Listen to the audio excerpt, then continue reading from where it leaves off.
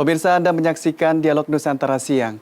Kebijakan Work from Bali atau bekerja dari Bali akan dimulai secara bertahap pada bulan Juli 2021 atau kuartal ketiga. Namun dengan seiringnya waktu berjalan, program Work from Bali dan kini menjadi sorotan karena dikaitkan dengan peningkatan kasus COVID-19. Di satu sisi, pelaku usaha merasa kebijakan Work from Bali tepat untuk meningkatkan pertumbuhan ekonomi Bali yang terpuruk karena pandemi COVID-19. Akan tetapi, untuk membahas hal ini sudah terhubung bersama kami Bapak Trubus Rahardiansah, pakar kebijakan publik.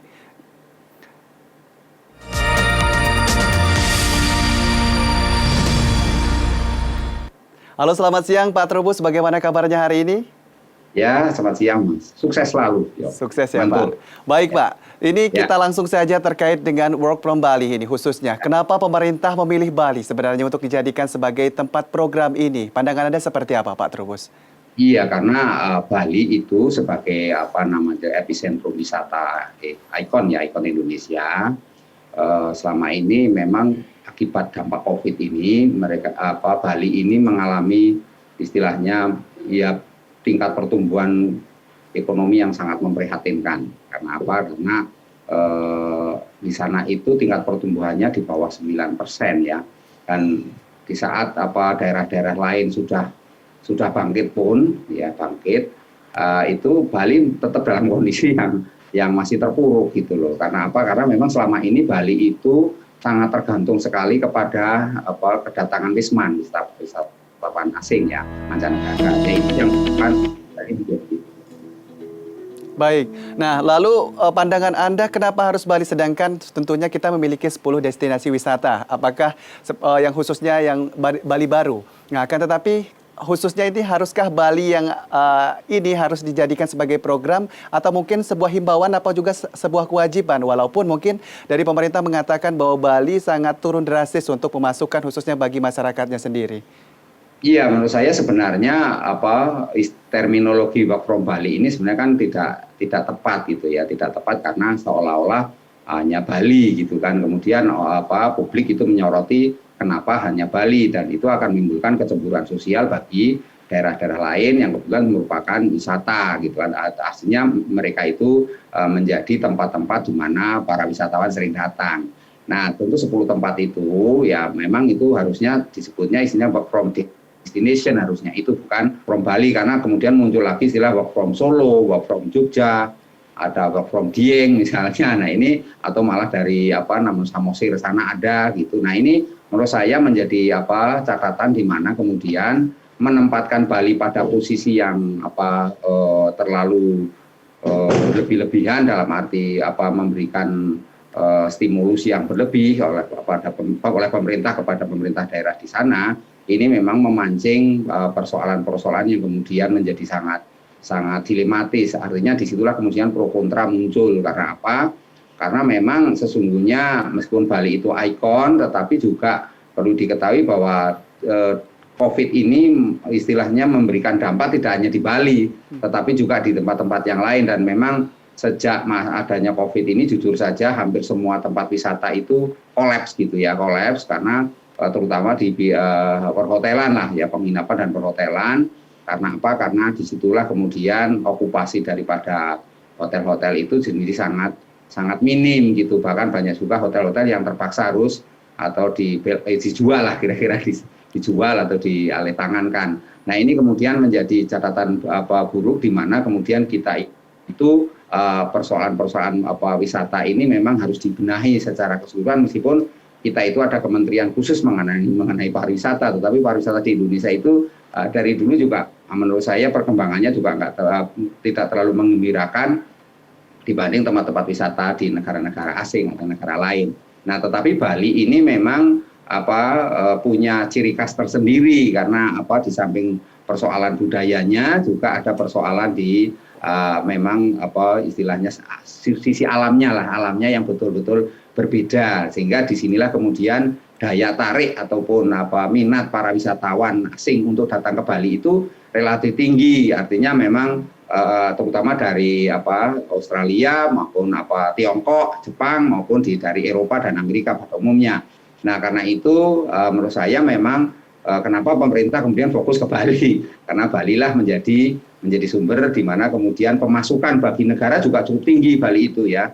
Mereka masukan yang cukup besar bagi APBN, sehingga di sinilah kemudian pemerintah mempunyai perhatian yang sungguh-sungguh ya, artinya perhatian yang serius terhadap kondisi Bali yang makin hari makin terpuruk itu. Tetapi sebenarnya juga Bali harus memikirkan, dengan adanya COVID ini harus mencari solusi-solusi yang inovatif ya menurut saya ya, publiknya, masyarakatnya juga, dan terutama pemerintah daerahnya baik di provinsi, kabupaten, kota, untuk memikirkan bagaimana agar ketergantungan Bali kepada wisatawan asing itu segera bisa dievaluasi. Artinya ada branding-branding lain yang perlu dilakukan, misalnya produk-produk Bali ataupun UMKM yang dimiliki oleh Bali dan tempat-tempat lain yang memungkinkan untuk bisa dijual gitu ya. Itu perlu dilakukan langkah-langkah yang strategis lah, setidaknya pembenahan baik tata kelolanya maupun pembenahan bagaimana tentang promosinya, sehingga produk-produk Bali itu dikenal, sehingga orang itu publik itu akan melihat bahwa Bali itu salah satu tujuan wisata yang memang produktif. Jadi dengan adanya pandemi COVID ini, menurut saya ini entry point bagi Bali dan masyarakatnya, termasuk pemerintah daerahnya, untuk melakukan pembenahan, dan sekaligus pemerintah pusat juga memikirkan agar tidak sangat tergantung kepada Bali dalam hal soal pariwisata, padahal tempat-tempat lain harusnya diperlakukan yang lebih kira-kira sama lah, yang proporsional, sehingga tempat-tempat wisata yang selama ini menonjol juga, misalnya di daerah istimewa Yogyakarta ataupun di daerah lain, misalnya di Sulawesi Utara misalnya, itu juga bisa dikembangkan lebih besar lagi, dan Kementerian Parekraf di sini memang punya peran yang sangat besar bagaimana wilayah-wilayah itu menjadi tempat wisata atau menjadi punya daya tarik bagi wisatawan asing di Indonesia maupun di mancanegara. Menurut saya itu, Mas. Baik Pak Trubus, tentunya ini kan dicanangkan sekitar 7 kementerian seperti itu dan 10 BUMN yang direncanakan akan melakukan work from Bali. Nah, pandangan Anda tersendiri ini khususnya terkait hal ini, apakah pemerintah memang akan memfasilitasi ASN untuk bekerja memang dari Bali? Dan seperti apa seharusnya himbauan dan juga instruksi yang seharusnya bisa diberikan oleh pemerintah?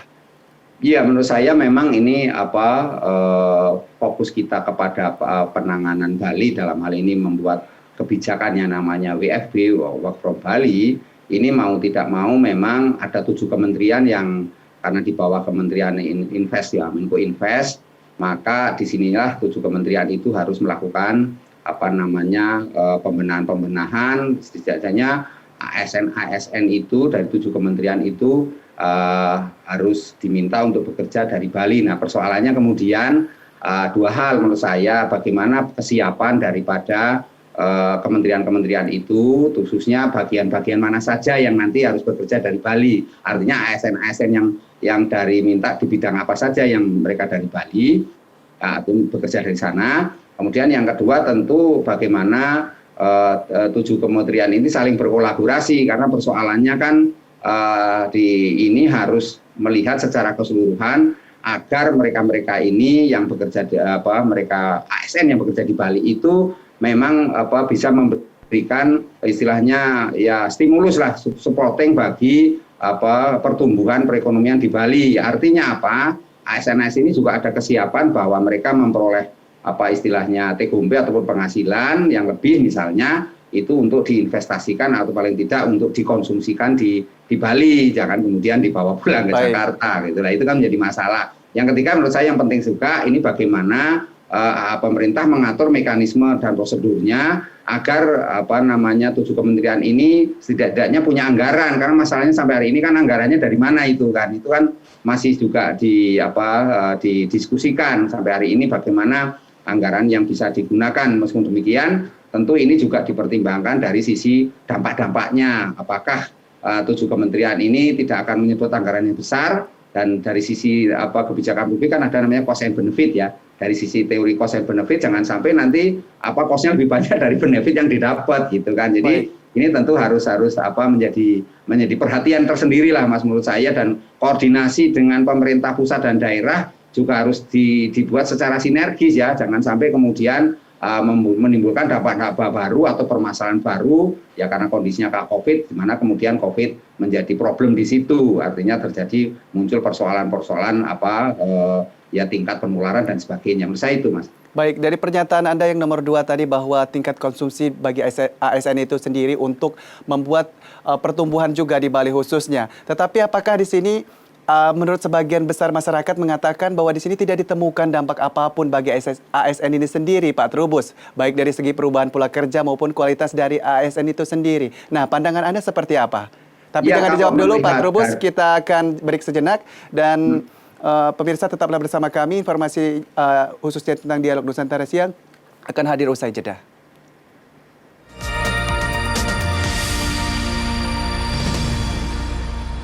Terima kasih Anda masih menyaksikan Nusantara Siang, pemirsa, khususnya di Dialog Nusantara Siang masih terhubung bersama kami Bapak Trubus Rahardiansah, pakar kebijakan publik yang tentunya hari ini membahas tentang work from home. Pak Trubus? Ya, siap. Ya, tentunya work from Bali ini khususnya dilakukan yang biasanya tadi work from home dan pemerintah mengharapkan agar para ASN ini bisa bekerja dari Bali sepertinya. Apakah seperti yang saya sampaikan di awal tadi, apakah dengan perubahan pola ini juga akan merubah pola kerja dan kualitas dari ASN itu sendiri? Pak Trubus, pandangan Anda? Menurut saya sih apakah ini akan mengubah polanya, saya rasa tidak akan banyak mempengaruhi itu, Mas. Artinya apa? Artinya kalau melihat morality maupun perilaku para ASN di Indonesia itu, terutama di 7 kementerian itu, menurut saya tidak akan banyak pengaruh, tidak akan banyak berubah gitu loh. Nah, di mana kemudian ini yang perlu dibuat aturan mekanisme prosedurnya yang ketat gitu, di mana pengawasan maupun law enforcement-nya betul-betul ditegakkan. Karena apa? Kalau tidak nanti jangan sampai mereka itu istilahnya alasannya work from Bali, tapi sesungguhnya mereka itu tidak bekerja optimal, kinerjanya juga tidak optimal, atau malah bisa dikatakan nanti malah jalan-jalan gratis dibiayai oleh negara. Nah, ini kan jangan sampai seperti itu. Nah, kemudian juga jangan sampai kebijakan ini menimbulkan kecemburuan bagi kementerian yang lain, kementerian dan lembaga yang lain, karena kenapa hanya 7 kementerian, bagaimana kementerian yang lainnya, kan ini juga menimbulkan satu polemik juga, di mana kemudian rasa cemburu, rasa sama-sama sebagai istilahnya pelayan publik, istilah sama ASN, kenapa hanya 7 kementerian itu. Nah, ini juga harus pemerintah harus membuat secara transparan menurut saya ya, akuntabel ya, bagaimana kemudian 7 kementerian yang dipekerjakan di sana dan 25% itu dan bagian-bagian yang di pekerjaan itu betul-betul bisa dipertanggungjawabkan gitu loh, Mas. Nah, ini karena mereka ini menggunakan anggaran negara dan jangan sampai kemudian ini malah menimbulkan masalah baru di mana di situ ternyata tidak membawa pengaruh apapun baik bagi ASN dalam bekerja maupun bagi publik di Bali sendiri, yang di mana masyarakatnya memang mengharapkan satu stimulus ataupun satu bantuan yang sifatnya lebih bersifat mendongkrak daya belinya. Baik. Itu kan daya beli maupun konsumsi rumah tangganya. Saya rasa itu, Mas. Baik. Nah, lalu seperti apa ini pandangan Anda juga, Pak, terkait meningkatnya kasus COVID-19 di Bali ini? Karena berhembusnya dari usaha dari peraturan ini agar bisa diterapkan, sepertinya Kementerian Pariwisata sudah mulai menerapkan hal ini di Bali. Nah, apakah dan saat ini juga di Bali sudah mulai mengalami peningkatan COVID-19 seperti itu untuk kasus COVID-19 ini mengalami peningkatan di sana? Seperti adanya juga liburan, kegiatan keagamaan dan acara besar yang sudah berlangsung dan terjadi. Dan khususnya mulai dari tanggal 17 Juni ini, Pak, sudah mulai peningkatan yang sangat cukup signifikan. Lalu pandangan seperti apa terkait hal ini, Pak? Iya, menurut saya memang ini dengan adanya COVID yang tinggi, tentu rencana pemerintah untuk melaksanakan Juli itu juga harus perlu dikaji lagi atau perlu dievaluasi. Meskipun untuk Kementerian Pariwisata itu sudah dilaksanakan sejak awal tahun ini, memang mereka sudah sebagian ada yang bekerja dari sana, khusus Kementerian Pariwisata. Tetapi bagaimana dengan kementerian yang lain, tentu ini harus juga dikoordinasikan dengan baik, di mana kemudian persoalan-persoalan terkait dampak daripada work from Bali ini betul-betul bisa diminimalkan gitu kan. Nah, yang terjadi sekarang ini COVID di Bali itu salah satunya naik karena adanya kebijakan work from Bali ya kan. Nah, di mana kemudian kegiatan-kegiatan seperti munculnya kerumunan itu terjadi, misalnya ada kegiatan seperti rapat-rapat atau kegiatan yang lain, dan banyak juga orang-orang khususnya istilahnya pelaku perjalanan dalam negeri gitu ya, itu mereka banyak mengunjungi ke Bali. Nah ini di sini kemudian karena lemahnya protokol kesehatan, karena AB-nya protokol kesehatan pula, dan memang virus COVID-nya sendiri juga bermutasi, banyaknya varian COVID juga. Ini menyebabkan kemudian COVID di Bali itu naik tajam. Nah inilah kemudian karena naiknya tidak saja eksponensial, tapi juga horor menurut saya. Nah ini pemerintah perlu juga melakukan kajian atau melakukan evaluasi. Jangan sampai kemudian kebijakan ini malah menimbulkan kerugian bagi masyarakat Bali pada umumnya, karena seperti yang kita tangkap di berbagai media itu masyarakat Bali sesungguhnya sudah mulai berkeberatan gitu dengan adanya work from Bali ini. Karena apa? Karena kemudian COVID-nya itu merajalela di sana. Nah ini tentu pemerintah pusat tidak boleh ego sektoral atau terlalu memaksakan terhadap kebijakan yang namanya work from Bali. Malah menurut saya, nah disinilah kemudian pemerintah perlu melakukan evaluasi dengan menggunakan istilah work from destination. Jadi tidak hanya dari Bali, tapi mungkin dari tempat lain yang 10 tempat wisata itu bisa dinaikkan juga gitu. Artinya juga menjadi perhatian sehingga persoalan-persoalan yang terjadi di Bali sekarang ini tidak menyedot perhatian atau terlalu mengundang banyak perhatian yang menyebabkan pemerintah mau tidak mau harus terpaksa melakukan satu mengkanter informasi-informasi terkait dengan buruknya penanganan COVID di Bali. Karena sesungguhnya di Bali itu kalau wisatawan itu khususnya dari perjalanan dalam negeri itu yang penting adalah stimulus-stimulus itu yang diberikan supaya mereka-mereka yang dari Jakarta, taruhlah kebanyakan masyarakat Jakarta udah jenuh maunya jalan-jalan. Nah itu mereka yang mau jalan-jalan ini harusnya difasilitasi gitu. Menurut saya misalnya tidak perlu lagi pakai tes PCR misalnya. Nah, karena tes PCR itu mahal, nah, itu yang masyarakat pada berkeberatan ke sana. Di satu sisi juga tiket pesawat juga mahal gitu Mas. Nah, ini yang juga harus diberikan stimulus. Bagaimana misalnya cuma 50% atau ditiadakan yang namanya tes PCR, atau tes PCR-nya ada tetapi biayanya ditanggung oleh pemerintah, jangan ditanggung oleh pelaku-pelaku perjalanan dalam negeri ini, artinya wisatawan domestik. Nah, jadi dalam hal ini memang perlu dilakukan satu pembenahan, persiapan sekaligus juga satu perencanaan yang matang dalam konteks skenario planningnya itu harus dilihat dulu ini jangka pendek, jangka menengah, jangka panjang seperti apa gitu sehingga roadmap-nya itu jelas. Nah kalau seperti sekarang ini hanya sekedar memaksakan work from Bali, ini memang akhirnya tidak saja terdapat resistensi dari masyarakat Bali sendiri yang sebagian ada yang menolak, ada yang mau menerima dan pro kontra juga di sana bagi mereka yang memiliki semacam hotel-hotel ataupun tempat-tempat penginapan itu pelaku-pelaku usaha di bidang perhotelan itu mesti mereka tersinggung marah kan karena pemerintah seolah-olah tidak konsisten gitu kan, tidak konsisten melaksanakan itu semua. Karena harapannya dengan adanya work from Bali itu dilaksanakan Juli ini, itu otomatis wisatawan akan berduyun datang ke sana dan akan menginap lah, ya menambah okupasi daripada perhotelan itu sendiri. Jadi ini juga menjadi tantangan, karena itu menurut saya juga pemerintah perlu juga memikirkan bagaimana dampak yang ditimbulkan di mana seperti dinyatakan oleh gugus tugas COVID juga di sana bahwa kenaikannya cukup tajam, cukup horor gitu. Nah ini kan paling tidak menjadi masyarakat juga takut gitu Mas untuk ke sana kan gitu. Nah ini juga perlu dikoordinasikan dengan baik agar kemudian marketing mengenai Bali ini tidak semata-mata dalam konteks hanya orang supaya tertarik jalan-jalan ke sana, tetapi juga bagaimana kemudian kita aman ketika jalan di sana itu aman, ya kan, kemudian merasa nyaman dan bebas dari pikiran-pikiran tentang dampak COVID. Nah itu kan sehingga masyarakat di sana itu orang pelaku-pelaku perjalanan dalam negeri ataupun wisatawan domestik itu merasa hidup yang nyaman gitu, artinya mereka merasa bisa beraktivitas dengan baik. Nah ini yang perlu dilakukan karena memang dengan adanya kebijakan ini jujur saja masyarakat Bali dan Pemprov Bali dan pemerintah Bali juga harus mati-matian istilahnya bekerja keras melaksanakan apa yang disebut 3T gitu kan, testing, tracing dan treatment bagi para pelaku-pelaku perjalanan dalam negeri ya, terutama juga para wisatawan domestik ini, sehingga bagaimana penularan COVID-nya itu bisa dikendalikan, bisa